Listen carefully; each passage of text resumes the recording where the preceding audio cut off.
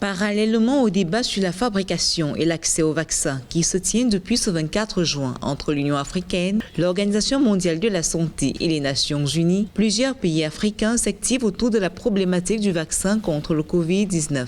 C'est le cas de l'Afrique du Sud qui a annoncé le lancement ce même jour des essais cliniques d'un vaccin. Ce sont environ 2000 personnes âgées de 18 à 35 ans qui prendront part aux essais du vaccin fabriqué au Royaume-Uni.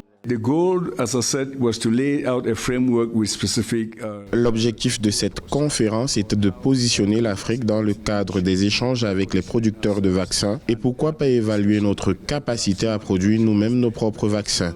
Le continent possède des facilités pour produire ces vaccins. Le Sénégal, par exemple, produit des vaccins pour la fièvre jaune. L'Égypte et l'Afrique du Sud ont également des facilités pour la production des vaccins.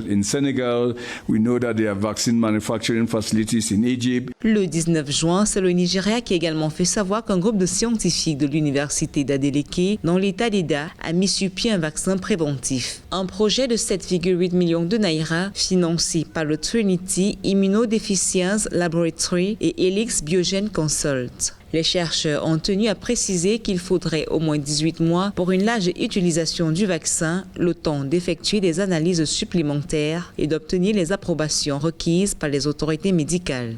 Le ratio de ceux qui ont besoin de vaccins est plus élevé que celui de ceux qui ont besoin de médicaments. C'est pourquoi nous avons concentré nos efforts sur le vaccin et il est efficace. C'est le résultat de la détermination. Il a fallu beaucoup d'efforts scientifiques. L'Afrique se mobilise pour l'accès au vaccin alors que les cas d'infection au Covid-19 continuent d'augmenter. Le continent a franchi le cap des 300 000 cas le 21 juin avec des pics de contamination en Afrique du Sud, en Égypte, au Nigeria et en Algérie.